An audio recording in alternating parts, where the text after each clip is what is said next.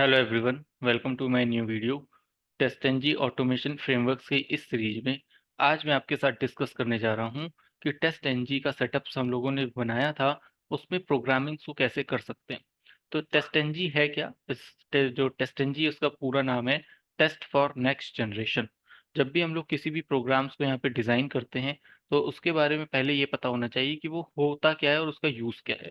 तो टेस्टएनजी क्या है? एक तरीके से हमारे पास यहाँ पे एक छोटा सा फ्रेमवर्क्स है। इस फ्रेमवर्क्स के थ्रू आप यहाँ पे एप्लीकेशन को टेस्ट करने के लिए प्रोसेस करा सकते हैं। ठीक है, तो प्रैक्टिकली मैं आपको बताने जा रहा हूँ कि किस तरीके से हम लोग यहाँ पर टेस्ट एनजी का प्रोग्राम्स बना सकते हैं और आप लोग अपना प्रोजेक्ट्स कैसे क्रिएट कर सकते हैं। तो चलते हैं फाइल पर। फाइल पे जाके न्यू पे जाके यहाँ पे जावा प्रोजेक्ट आ रहा है, इस पे आप क्लिक कर दीजिए। इसमें आप कर दीजिए टेस्ट एनजी। ठीक है, अब प्रोजेक्ट है तो यहाँ पे आप कर दीजिए प्रोजेक्ट। ये बन गया आपका टेस्ट एनजी का प्रोजेक्ट। ये लोकेशन है जहाँ पे आपका प्रोजेक्ट सेव हो रहा है। मैंने जावा 1.8 यूज़ किया हुआ है, आप 21 भी यूज़ कर सकते हैं। और इसको फिनिश कर दिया। फिनिश करने के बाद अभी आपको सिर्फ मेरे पास एसआरसी दिख रहा है। एसआरसी के अंदर कोई भी पैकेज, क्लास, इंटरफेस कुछ भी कनेक्टेड नहीं है। ठीक है, तो सबसे पहले मैं यहाँ पर एक पैकेज क्रिएट कर लेता हूँ और पैकेज का नाम मैंने कर दिया डे 1। ठीक है, टेस्ट एनजी का आज डे 1 है तो यहाँ पे मैंने कर दिया डे 1। इस पे राइट क्लिक करके न्यू पे जाके यहाँ पे मैंने क्लास बना दी है। क्लास का नाम मैं कर देता हूँ ओपन पेज। ठीक है, इस तरीके से आप क्रिएट कर सकते हैं। ध्यान रखिएगा कि जब भी आप टेस्ट एनजी के प्रोग्राम्स को यहाँ पे डेवलप करना चाहते हैं या एग्जीक्यूशन प्रोसेस में आते हैं तो आप यहाँ पे public static void main method को यूज़ नहीं करेंगे। टेस्ट एनजी ये कहता है कि आपके पास जो जावा ने पहले से मेथड्स बना के दिए हुए थे, प्रीडिफाइंड मेथड्स जो आपको बना के दिया हुआ था मेन मेथड, अब आपको इसको यूज़ नहीं करना है। तो टेस्ट एनजी के जो प्रोसेस है उसके अकॉर्डिंग अगर आप काम करते हो तो यहाँ पर आपको कुछ मिल जाएंगे प्रीडिफाइंड एनोटेशन। ठीक है, टेस्ट एनजी आपको एनोटेशंस प्रोवाइड कर रहा है। आपको उन एनोटेशंस को यूज़ करके कुछ प्रोसेस यहाँ पे करना है। जो भी आपको मेथड्स वगैरह की कॉलिंग करनी है वो आप कर सकते हैं। जो सबसे पॉपुलर एनोटेशंस होता है वो है @टेस्ट। ठीक है, जब भी आप किसी भी एप्लीकेशन को टेस्ट करना चाहते हैं या किसी भी टास्क को यहाँ पे एग्जीक्यूट कराना चाहते हैं तो आपको यहाँ पे @टेस्ट को यूज़ करना पड़ेगा। ठीक है, अब नेक्स्ट स्टेप आपके पास होता है कि इस @टेस्ट का यूज़ कैसे करेंगे। तो सबसे पहले आप यहाँ पे एक हेलो प्रोग्राम बना के देख लीजिए। जैसे मैंने लिख दिया वॉइड हेलो। ठीक है, या इसको मैं कर देता हूँ वॉइड प्रिंट हेलो के नाम से। तो print underscore hello.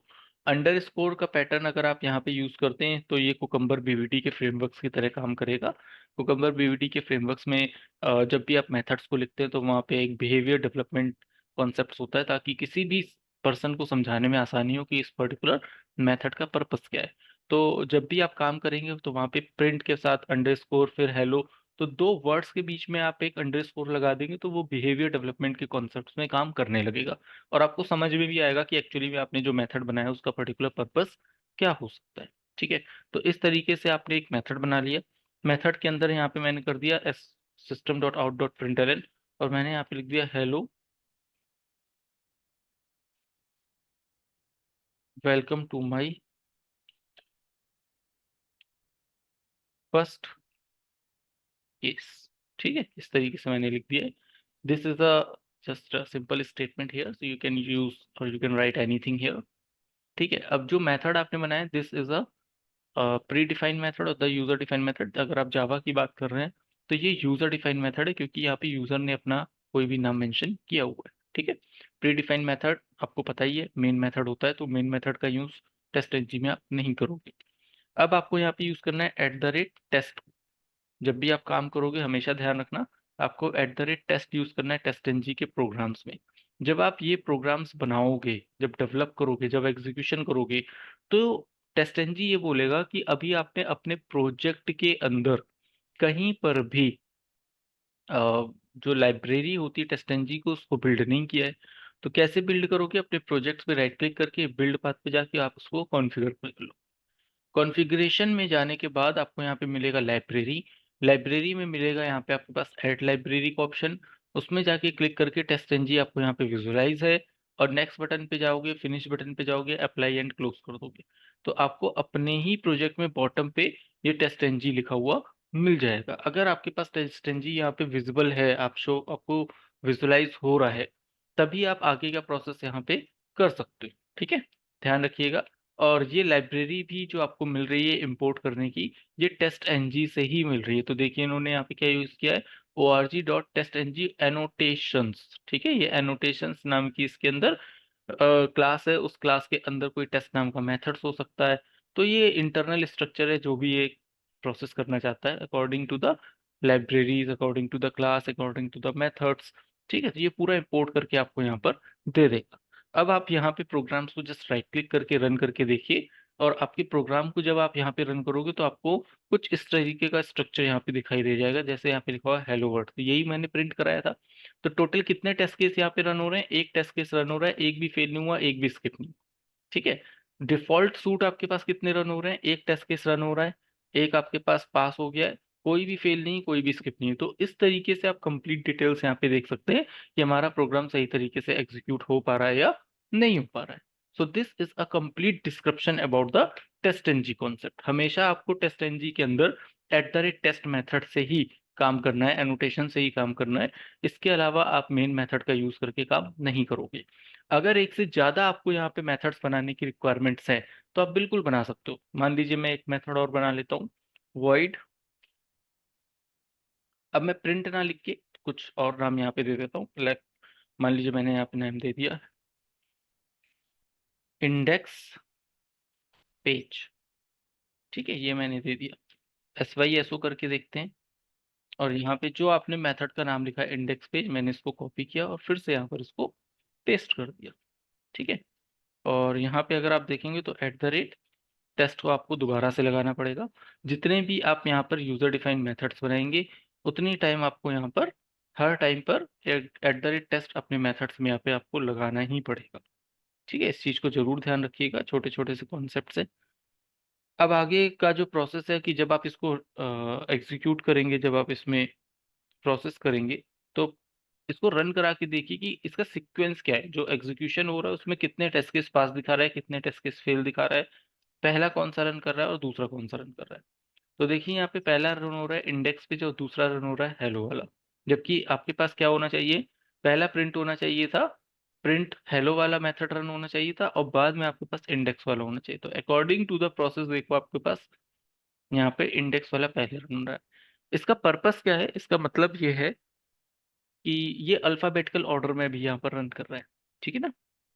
Alphabetical order in the sense कि ABCD के अकॉर्डिंग आप चलोगे तो पहले आई आएगा और फिर P आएगा। तो जब आपके पास 2 मेथड्स होंगे और 2 मेथड में फर्स्ट लेटर और इसका फर्स्ट लेटर, ये दोनों ही फर्स्ट लेटर आपस में देखेगा। अकॉर्डिंग टू अल्फ़ाबेट जो पहले आता होगा उसको पहले रन करेगा, जो बाद में आता होगा वो बाद में रन करेगा। इसमें ये कोई मैटर नहीं रखता है कि आपने पहले मेथड कौन-सा यहाँ पर लिखा हुआ है। सो ये एक ऐसा ड्रॉबैक है टेस्टंजी के अंदर, एक ऐसी प्रॉब्लम्स थी जिसको रिज़ॉल्व भी किया गया है। तो जो टेस्टंजी है वो कॉम्बिनेशन है जे यूनिट का और एन यूनिट का। जे यूनिट के अंदर भी इस तरीके के एनोटेशंस चलते थे, लेकिन बहुत सारी कुछ प्रॉब्लम्स होती थी, कुछ प्रोसेस सही तरीके से एग्ज़ीक्यूट नहीं हो पाते थे। इस वजह से उसको फिर क्लोज़ करके टेस्टंजी, टेस्ट फॉर नेक्स्ट जनरेशन का कॉन्सेप्ट मार्केट में डिज़ाइन किया गया ऑटोमेशन फ्रेमवर्क्स की डिज़ाइनिंग के लिए। और फिर इसमें उन सब चीज़ों के सॉल्यूशंस भी मेंशन किए गए जो जे यूनिट में नहीं हो पाते थे।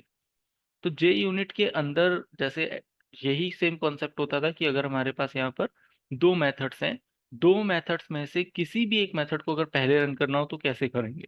तो टेस्टंजी कहता है कि अगर आपको यहाँ पे किसी भी मेथड को पहले रन करना होगा, तो आप यहाँ पे प्रायोरिटी का कॉन्सेप्ट यूज़ कर सकते हैं। ठीक है? तो आप यहाँ पे प्रायोरिटी कीवर्ड को यूज़ कर दीजिए, just like the priority 1 and the second one is priority 2। ठीक है? ये 2 हो गए आपके पास, प्रायोरिटी 1 एंड प्रायोरिटी 2।